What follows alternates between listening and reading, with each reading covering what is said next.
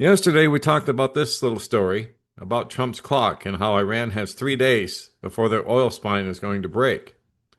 And so, this is what we reported on yesterday that Trump said Iran has about 3 days before it runs out of oil storage capacity and that its oil infrastructure starts failing under pressure. He said Tehran would be forced to shut their facilities and that recovery would be slow and that restored output would reach only about 50%. He adds that Iran is under heavy pressure and that the war will soon end with an American victory. Well, I wasn't so sure about that yesterday, but today I came across this story. Iran offers to reopen the Strait of Hormuz if the U.S. lifts its blockade and the war ends. So Iran is feeling the pressure, and their oil storage capacity is probably reaching its limit at this point, because now all of a sudden they're willing to make a deal.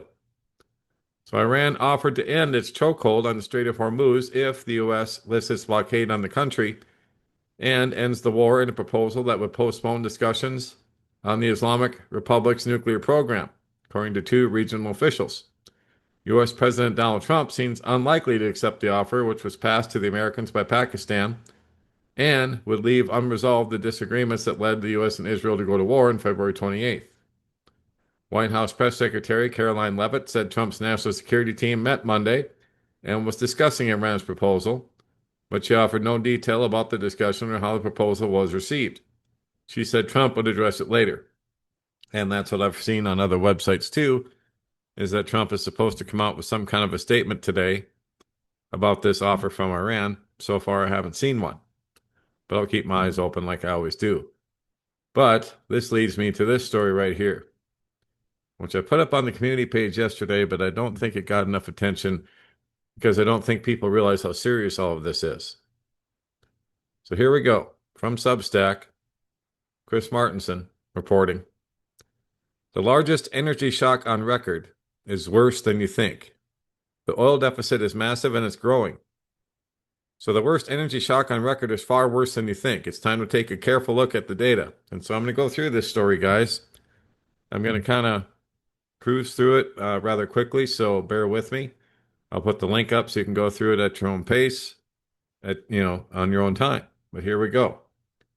So it says, welcome everyone to the special Iran war report. I am the creator of the Crash Course, a multi-part video series that ties the economy to energy, and both of those to the environment, the three E's. The main conclusion of the Crash Course is that our system debt-based fiat money is dangerously decoupled from the real world. And because it is, it will someday fail.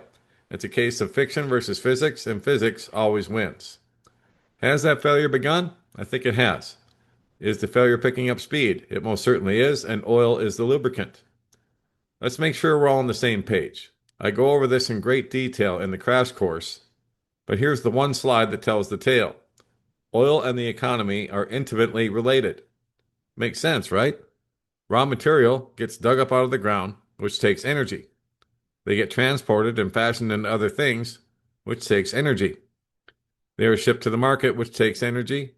And then they are bought by people who are sustained on food grown using a lot of energy. Indeed. That's why this chart is so robust. The more GDP you have, the more oil you're burning. We can make that statement that all economic activity requires work to be performed. All that work uses energy, which means we can strip out the middleman here and say that economic output is a function of energy. Then on April 23rd, Trump said this, that we are right now producing more oil than Saudi Arabia and Russia combined. In about a year from now, we'll be doing about double that level. We don't have an oil shortage. We have drill, baby, drill, which was a bunch of nonsense. As Trump went on to say, we are right now producing more oil than Saudi Arabia and Russia combined. Well, what's astonishing is just how packed with falsehoods and misconceptions those three sentences are. First, the claim that the U.S. produces more oil than Saudi Arabia and Russia combined is not even remotely true. Here's the end of suburbia with the facts. Here's the world total right here. Here's the United States part of that total, 13,782 barrels per day. Russia and Saudi Arabia combined are 20,000. So almost double the output. What Trump probably got confused by is what I presented in the prior special report, where the term oil had been confused with petroleum, which no longer means what it did a few years ago. Now, petroleum means everything from ethane to propane to butane, right on up to heavy sour crude, which is dumb. But on the basis of crude oil alone, the U.S. produces about 13.5 million barrels per day, while Saudi Arabia and Russia combined produce about 20,000 or 20 million barrels per day, or at least they did, before the U.S. and Israel waged a war of aggression against Iran. Next, Trump then claimed that the U.S. is going to double its oil output over the next year. Well, say what?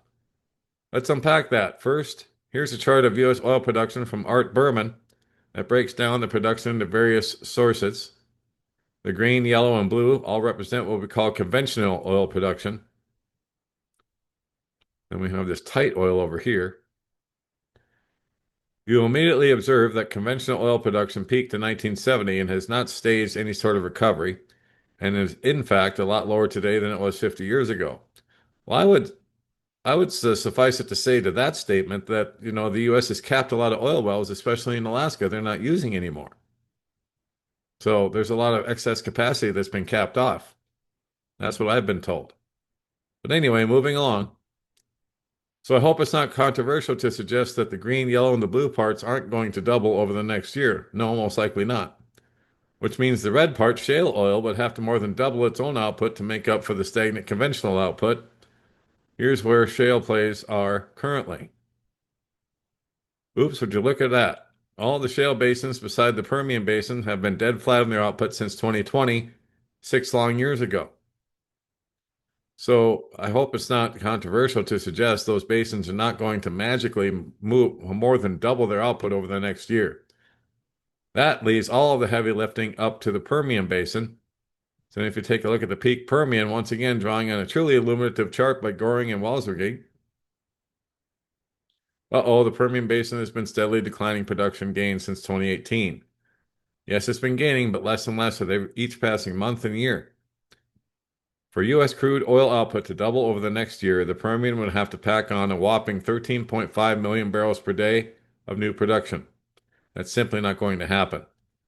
Finally, Trump said this would be due to drill, baby, drill, but the facts currently say otherwise.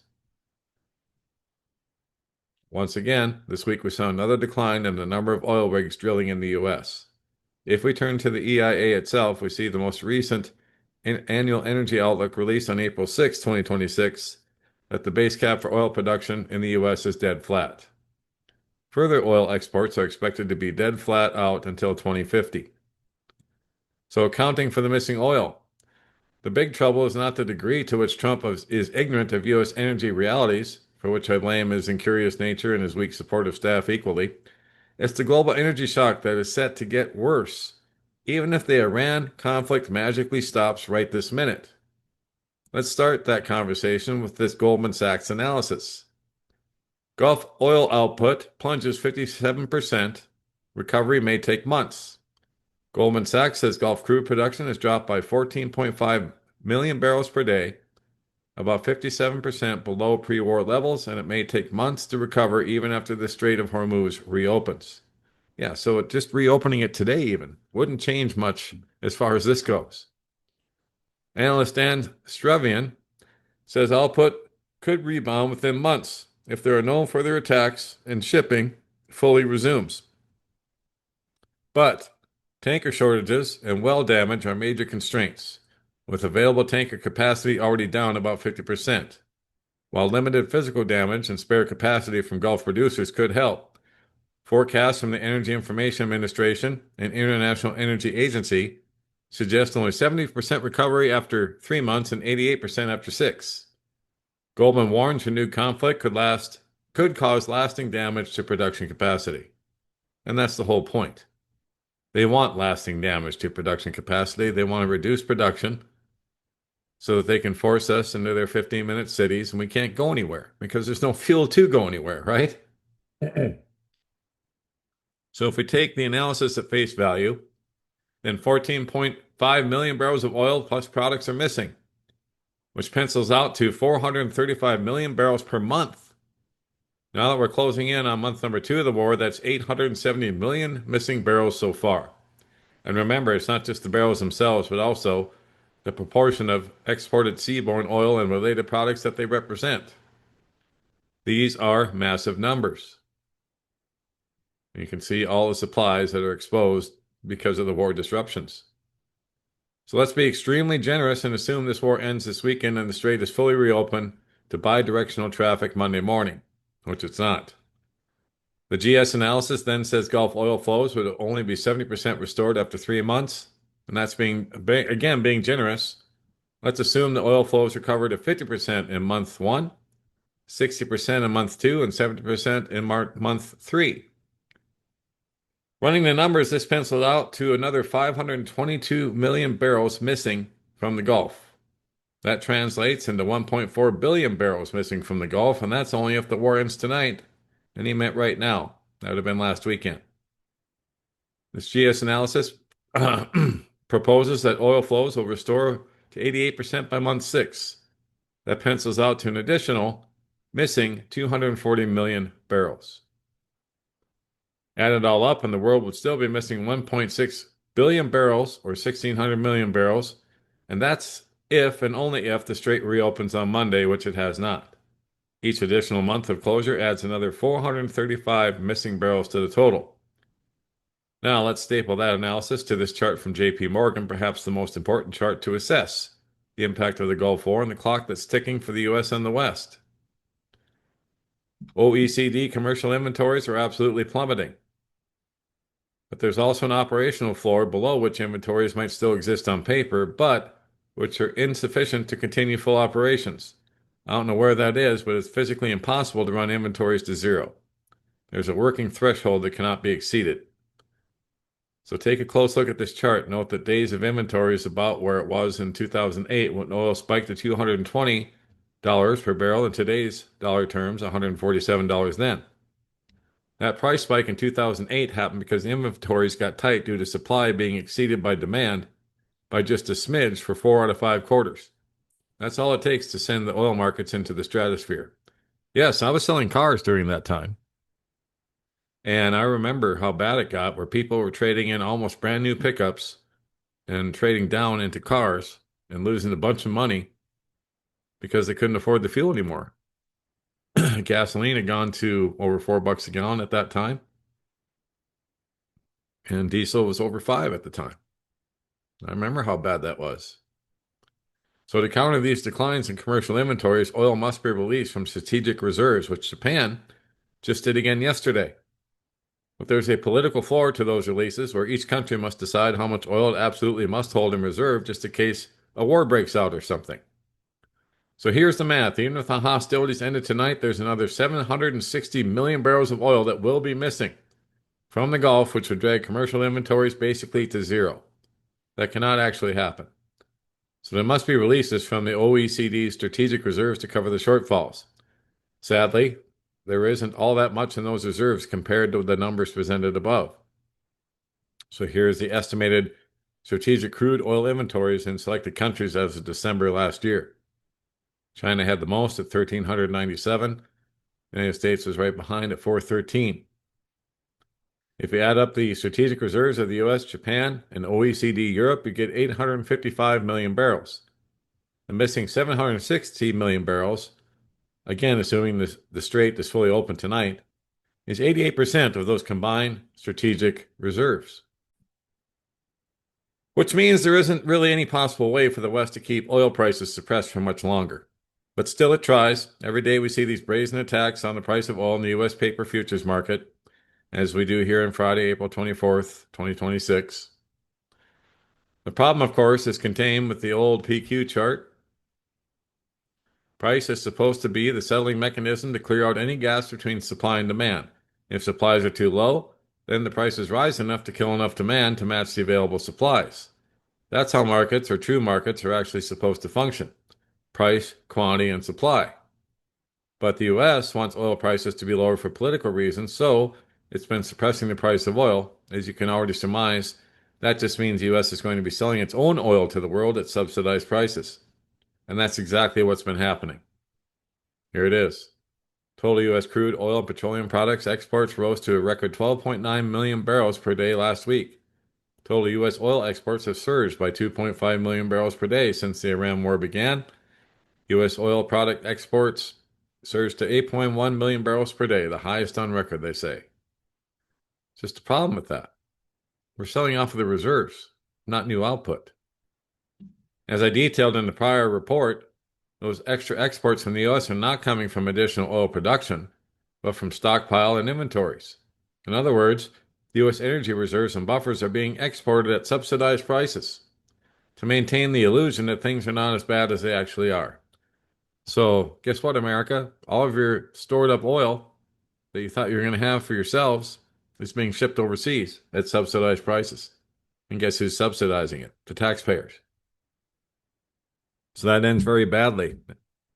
And suddenly, someday. Let me read that again. That ends very badly and suddenly someday. I give it 2 to 4 weeks tops. And remember, this was written last Friday. The bottom line is that the situation is already well beyond dire, and it is now only a matter of time before it all spools apart. Iran merely has to wait. The clock is on its side. The U.S. desperately needs the situation to end immediately, and desperate people do desperate things, which is why I'm expecting a resumption of kinetic warfare this weekend, which didn't happen, but it could very well at any time. However, that could easily go quite badly. There's a lot more of the story, and I'm producing at least 4 pieces of premium content for my subscribers each week. And there you go. I'll put the link up to this like I always do. There's a lot to take in this particular story. But Iran is definitely feeling the pressure, and they're offering to reopen the Strait of Hormuz if the U.S. lifts its blockade and the war ends. The question is, will they? Hal Turner, for his part, had some covert intel out earlier today saying that there's a fourth strike group that's been ordered to deploy to the Persian Gulf. And I don't know how long it's going to take them to get there, but apparently a fourth carrier group has been ordered to deploy. This article also talks about a ground invasion of Iran beginning on May 10th, which would be extremely stupid of the U.S. to do, but nonetheless, they're discussing it, and they're discussing about staying there for a year. But wars, rumors of wars, emphasis on the rumors this time, because we don't know for sure what's going to happen there or when. But make no mistake, the largest energy shock on record is worse than you think, and the oil deficit is massive. I mean, I just showed you the charts and all the figures. 700 million barrels per day, almost 800 million barrels per day that's missing right now. And this has already been going on 2 months. Pretty soon, everything's going to grind to a halt. Farming, industry, you name it. All these things take energy to keep going. And once that energy runs out, it's over. And that will be it for now. God bless, take care. Johnny Storm, Don't Speak News.